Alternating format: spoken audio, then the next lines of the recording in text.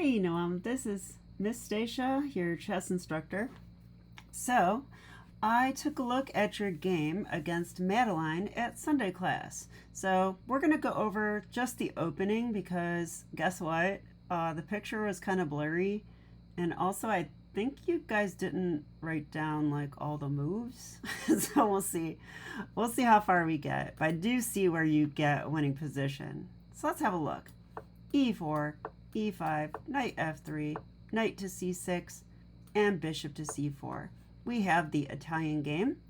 It's a very good opening. She went bishop to c5. This is a good move. Also, knight to f6 is good. And here you played d3. Okay, and d3 is a fine move, although I would like to suggest another option, which is b4, Evans Gambit. So I've mentioned this before, and I think this is a great opening if you want to get over 1,000, because you'll learn how to get the initiative and play a little tricky in the opening against your opponents who might not be ready for that. So b4 is interesting because if they take the pawn, for example, now they've already moved their piece twice, breaking my rule, don't move the same piece twice in the opening. Then we play pawn c3, make them move it again. They'll usually go here, even though the better moves are bishop to a5 and bishop to e7. This is what grandmasters play. A lot of people play here. And then we can go d4 right away. So d4, now we're attacking the bishop and the center pawn, so they should take. And do we take back? We don't even take back. Okay, we can, but then they get to throw in this check, and we don't really want them to be able to do this check like this. So instead, we just leave it there and castle. And part of the reason that we're doing this is if they try to take this pawn, we have a little trick, and often they will. So let's say they take, well, already we have bishop takes f7, exclam, king takes, and now, what is the move for white that does a fork and wins back the piece? Hopefully you said queen d5 check, which the bishop is loose pieces drop off. So we're going to check the king and pick up the bishop, no problem. And then it would usually continue like this.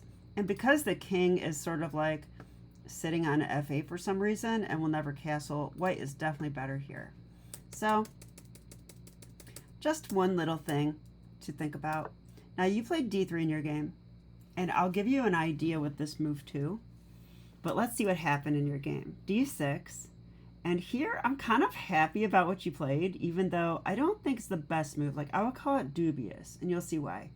You went knight g5, and yeah, Madeline did not handle this right. She played knight to f6. Maybe she didn't know what to do. I'm not sure. Or maybe she just didn't see it. But I'm pretty sure you took with a bishop here. And then after that, oh, I think I know what happened now. I think she went king f8. And then it must have said bishop h5. And then maybe she took and this happened. And now you're threatening mate. So that would be kind of scary. I bet this is what happened, isn't it? Okay. So, wow, good play by you. I mean, you are playing, you know, like a 1,000 when you're doing this kind of stuff. I really like it. So yeah, that's pretty much winning at that point.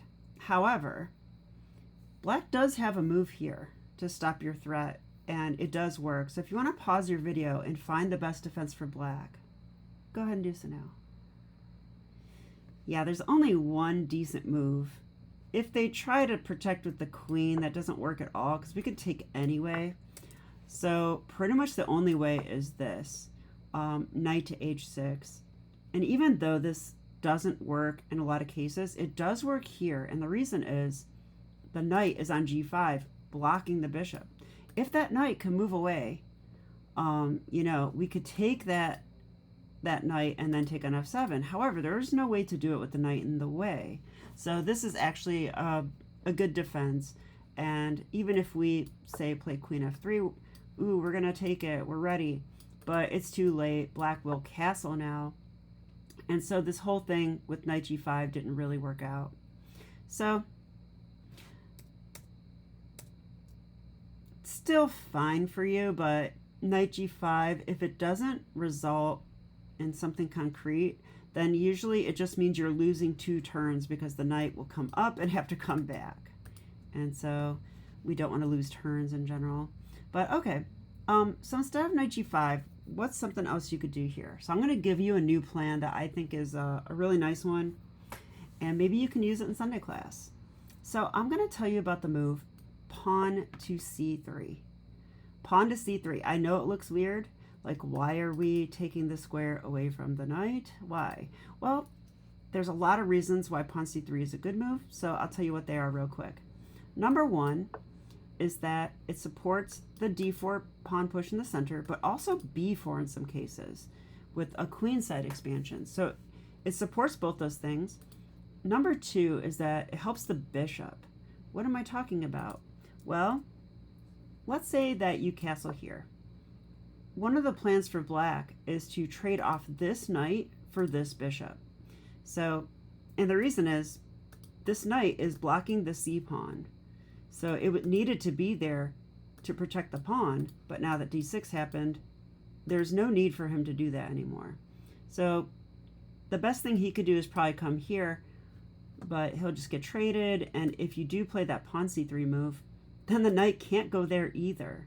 So the best thing he could do is like reroute in an awkward way.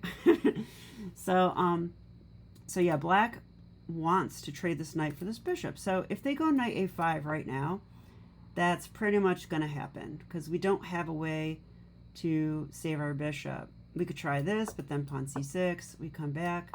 Oops, they got him.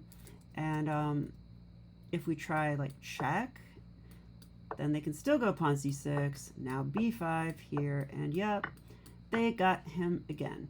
So pawn c3 actually helps with this, and we'll see why. Instead of castles, let's play pawn c3.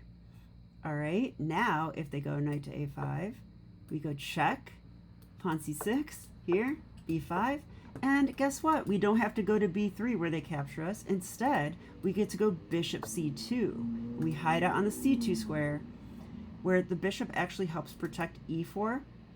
So now when we push d4, that pawn's protected. And then later, hopefully, we'll push this pawn to e5, and the bishop will become a beast aimed at the king's side. In addition to that, if black doesn't pay attention here, they can fall for a little trick. So let's say they go here, white to move and win material. I have a feeling you already saw it. Yeah, it's pawn b4 with a fork. So nobody wants to get forked by a pawn. So there you go. So they shouldn't even go knight a5 in that case. So pawn c3 has those two helpful ideas behind it. Preparing d4 in the long run is also one of the main ideas. And in addition to that, restricting the knight is the other big thing that it does. That's really good. It's why grandmasters like to play this move. All right, so pawn c3, if you're going to play this way with d3, then you must learn pawn to c3. How to say that, because it is basically the best way to play a position like this. All right, so anyway, I guess that's enough. I wish I could see the rest of your game, but I think what you did was pretty convincing. Because if she really did play knight f6 and this all happened, then she's in huge trouble here. So, oops, I don't think you castled. I think you went here, here, takes, threatening mate, and probably she defended it or something. But yeah, I'm sure Madeline wasn't too happy, and sure enough, you did win the game. So, all right, so I'll see you. I'm making this on Saturday, so I'll see you tomorrow at Sunday class, and I also hope that you have a happy Tuesday. All right, see you later. Bye.